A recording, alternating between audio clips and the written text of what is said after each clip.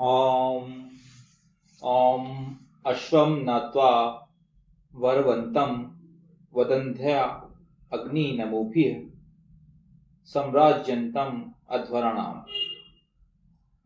केशों वाले अश्व के समान तुम प्रकाश की ओर ले जाने वाले अध्वरों के सम्राट को हम नमनों द्वारा वंदन में प्रवृत्त करते हैं।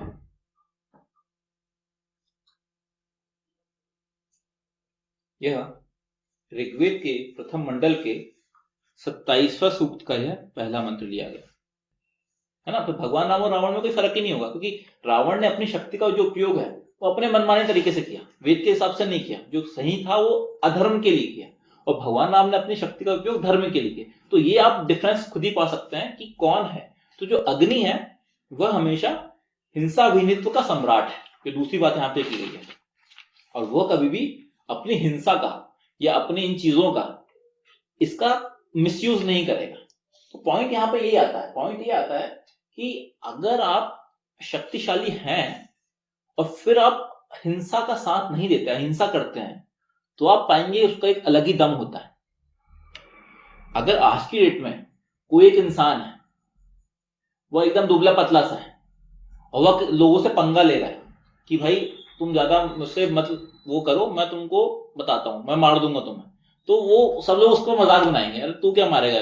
किसी मान लो पूरे पूरे सारे के सारे पहलवान लोग खड़े हैं और एक दुबला पतला इंसान आ गया और उनसे पंगा ले रहा है वो, तो सब लोग उसका मजाक बनाएंगे। लेकिन वहीं पे उन सब पहलवानों के बीच में सबसे बड़ा पहलवान होगा और वो बोलेगा कि नहीं भाई, तो लोग काम करेंगे, हम लोग कुछ भी हिंसा नहीं करेंगे, तो उसका एक अलग वजन रहेगा, उसकी बात को लोग सुनेंगे।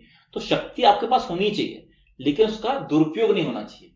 शक्तिशाली जो इंसान होता है वह आप पाएंगे, वो इंसान अगर शांति की बात करेगा तो उसकी शांति की बात लोग सुनेंगे। जैसे आज की डेट में अगर देखें, हम भारत की बात करें, भारत शक्तिशाली राष्ट्रों की श्रेणी में बहुत स्पीड से आगे बढ़ रहा है। और अब अगर भारत शांति की बात करता तो पूरी दुनिया सुनती है।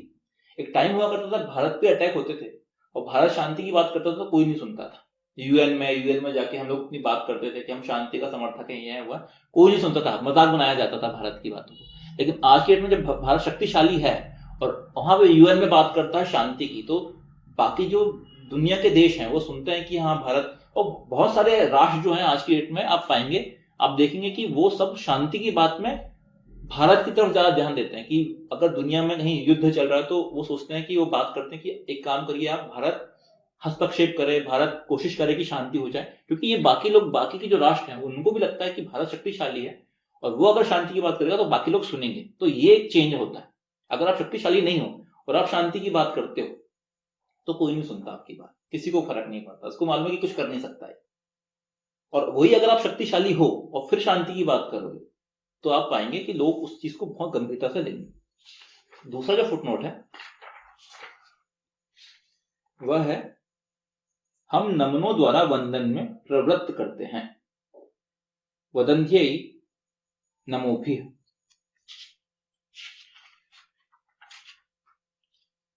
नमोभि नमनों द्वारा अत्यंत महत्वपूर्ण शब्द है। इस मंत्र में विशेष रूप से कहा गया है कि जब तक व्यक्ति शक्तिशाली होने के उपरांत भी विनम्र ना हो, नमनों वाला ना हो, वह ईशान की वंदना के योग्य नहीं है, वह ईशान की उपासना की ओर प्रवृत्त नहीं हो सकता। विनम्रता शक्तिशाली व्यक्ति के लिए आभूषण की तरह है। ये जो बात है इसका बहुत ही अच्छा एग्जाम्पल है भगवान राम। भगवान राम की जो विनम्रता थी वह नेक्स्ट लेवल की थी, नेक्स्ट टू इम्पॉसिबल थी बाकी लोगों के लिए, क्योंकि वो इतने विनम्र थे। लेकिन वह शक्तिशाली भी उतने ही ज्यादा थे, जितने शक्तिशाली थे उतने ही विनम्र थे। और इसके लिए ईशान यहाँ पे यही बोलता है कि वह ईशान की वंदना के योग्य नहीं है जब व्यक्ति शक्तिशाली होने के उपरांत भी विनम्र ना हो। मतलब एक ऐसा इंसान शक्तिशाली तो बहुत है लेकिन विनम्र नहीं है तो फिर कोई मतलब नहीं रहता, फिर वहां पे जाके आपका वो शक्तिशाली होना सब बर्बाद हो गया। तो पॉइंट यही है, आपको विनम्रता जो है वह शक्तिशाली व्यक्ति के लिए आभूषण की तरह है। जैसे भगवान राम के लिए विनम्रता जो थी वो आभूषण की तरह थी। पॉइंट वही है, जैसे मैं पहले भी बात यहाँ पे इसके पहले भी ये बात कर रहा था। राम भाई सिंह दिनकर जो हमारे हिंदी के जो कवि थे, उनकी कविता की पंक्तियां थी कि वो ये थी कि क्षमा शोभती उस भुजंग को जिसके पास गरल। क्षमा, क्षमा मतलब जो हम फॉरगिवनेस, मतलब जो हम माफी करते हैं। क्षमा शोभती उस भुजंग को, भुजंग मतलब क्या? सांप। जिसके पास गरल, गरल मतलब क्या? जहर। तो क्षमा उस सांप को शोभती है जो जहरीला है। अगर कोई सांप है और वो उसके पास जहर है, कोबरा है, और वो अगर किसी इंसान को बोला ठीक है तेरे को मैं नहीं डसता, तो क्षमा उसको शोभेगी। ऐसा नहीं कि जो पनियल सांप है और वो किसी को डसेगा तो बोलेगा कि नहीं मैं तेरे को नहीं, तो आपको फर्क नहीं पड़ेगा। वो डस भी देगा तो कुछ फर्क नहीं पड़ने वाला, क्योंकि उसका कोई असर नहीं, उसके पास जहर नहीं है। तो जो जहरीला है, जो शक्तिशाली है, और वो अगर आपको क्षमा करता है, क्षमा देता है, तो पॉइंट है, तो उसकी जो क्षमा है, उसकी जो फॉरगिवनेस है, वह शोभा देती है। जैसे यहां पे बोला गया, क्षमा शोभती उस भुजंग को जिसके पास गरल हो, उसका क्या? जो विषहीन, दंत रहित, विनीत, सरल।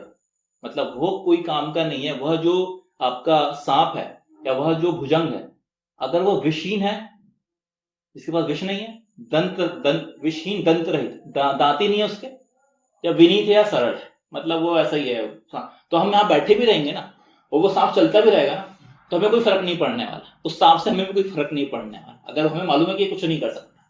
लेकिन वही अगर कोबरा है तो हम उससे डरेंगे, तो उसकी क्षमा शोभेगी। तो ये जो बात है, जो उनका रामधारी सिंह दिनकर का ये जो पंक्तियां हैं, यह बहुत ही ज्यादा व्यापक है। आप सोच सकते हैं कितना स्ट्रांग, अगर शक्तिशाली इंसान है और वह अगर क्षमा किसी को देता है तो वो इंपॉर्टेंट है। यहाँ पे ये बात की जा रही है कि भगवान राम का जो जीवन है, भगवान राम ने जब समुद्र को बोल, उससे विनम्रता से बोले कि भाई 3 दिन तक उन्होंने पूजा किए, बोले कि भाई हमें रास्ता दो। समुद्र को लगा कि नहीं, क्या कुछ नहीं कर सकता, भगवान राम कुछ नहीं कर सकते, ये बस पूजा करेंगे और मैं जगह नहीं दूंगा। लेकिन जब भगवान राम ने एक बाण निकाल के जब बोले कि इसको मैं एक ही बाण से सुखा दूंगा, भगवान राम तो पहले दिन, पहले पल पे वो उस समुद्र को सुखा सकते थे, लेकिन उन्होंने पूरा टाइम लिया अपना। 3 जो टाइम लेना चाहिए, विनम्रता यही है। कभी भी अपनी शक्ति का ऐसा उपयोग नहीं करना है कि अरे मैं बोल रहा हूं करो तुरंत इसको, ऐसा नहीं होना चाहिए। आपके पास शक्ति है, लेकिन आपको एक प्रोसेस के थ्रू जाना पड़ेगा, विनम्रता से आपको रिक्वेस्ट करनी पड़ेगी। क्योंकि अगर आप ऐसे इंसान, अगर कोई रिक्वेस्ट करता तो आप देखेंगे उसकी जो रिक्वेस्ट का कितना ज्यादा असर होता है। आपको पता है कि ये मेरे को एक बार बोलेगा और मेरे को करना ही पड़ेगा, लेकिन उसके बाद भी वो रिक्वेस्ट करता है। तो ये इंपॉर्टेंट है यहाँ पे, तो ये चीज को समझने की आवश्यकता है। तब वो ऐसा इंसान अग्नि बन पाएगा। अग्नि की यही विशेषताएं हैं जो भगवान राम की हम बात कर रहे थे। तब आप भगवान राम के लेवल पे उस तक पहुंच पाएंगे, क्योंकि आपको अपनी इन चीजों का, अपनी शक्ति का सही तरीके से उसको उपयोग करना है। अग्नि का कार्य प्रमुखतः धर्म प्रचार है, अतः उसका कहीं भी आने जाने के में सक्षम होना आवश्यक है। जैसे अश्व की बात की गई थी, वहां पे कंटिन्यूएशन में आया है ये कि अगर अग्नि जो है वो धर्म प्रचारक होता है ऑब्वियसली, क्योंकि जो जो इंसान दूसरों को प्रकाश की तरफ लेके जाने वाला है तो वह धर्म प्रचारक हुआ। क्योंकि अगर खुद ही अगर वो अग्नि है और लोगों तक अपना प्रकाश नहीं फैला पा रहा है तो कैसे होगा, वो धर्म प्रचारक हो ही नहीं सकता। यदि वह शक्तिशाली नहीं होगा तो कोई उसकी बात पर ध्यान नहीं देगा। दुनिया शक्तिशाली और सफल व्यक्ति की बात सुनती है, उसकी तरफ देखती है और स्वयं उसके समान शक्तिशाली और सफल बनना चाहती है। ये सबसे इंपॉर्टेंट है। अगर आपको अग्नि बनना है तो स्वयं शक्तिशाली बनना पड़ेगा, क्योंकि अगर आपको धर्म प्रचार करना है तो आपको उतना शक्तिशाली बनना पड़ेगा कि आपकी बातों का लोगों पे इम्पैक्ट पड़े। आज की डेट में हम उठ के जाके किसी को बोलेंगे कि यार तुम ऐसा कर लो, तो कोई आपकी बात नहीं मानेगा जब तक आप उस पर्टिकुलर चीज में खुद मास्टरी नहीं करते। आज की डेट में कोई भी चीज में ऐसा है, किसी भी चीज में है। आप देखो कि अगर आप कैपिटल मार्केट्स, हम जो शेयर मार्केट होता है, शेयर मार्केट में अगर हम पैसे इन्वेस्ट करते हैं, ठीक है, तो किसी ने भी बोल दिया कि भाई एक काम करो ये वाला शेयर खरीद लो, तो आप उसकी बात नहीं मानोगे, ठीक है। लेकिन अगर वो इंसान शेयर मार्केट से ही करोड़पति बना हुआ है, आज की डेट में अगर जैसे कि राकेश झुंझुनवाला थे, या अभी और भी बहुत सारे जो नए नए बहुत सारे और भी जो इन्वेस्टर्स हैं, वो बहुत अपने जीवन में उन्होंने हजारों करोड़ कमाए हैं इनसे। और अगर वो बोलेंगे कि नहीं यार ये चीज, ये शेयर अच्छा है, तो आप उनकी बातों को सुनोगे। और कोई भी चलता फिरता आदमी जो बोलेगा नहीं क्या ये शेयर अच्छा है तो खरीद लो, तो कोई इसकी बात को ध्यान नहीं देगा। जो खुद शक्तिशाली इंसान है जब तक वो खुद शक्तिशाली होगा और फिर अगर वो कोई बात करेगा तो उसकी बात पे अहमियत होती है, अदरवाइज किसी की बात को कोई सुनने पे वो नहीं रहता, किसी को इंटरेस्ट नहीं है, क्यों मालूम है, अरे ये सब फालतू की बात है।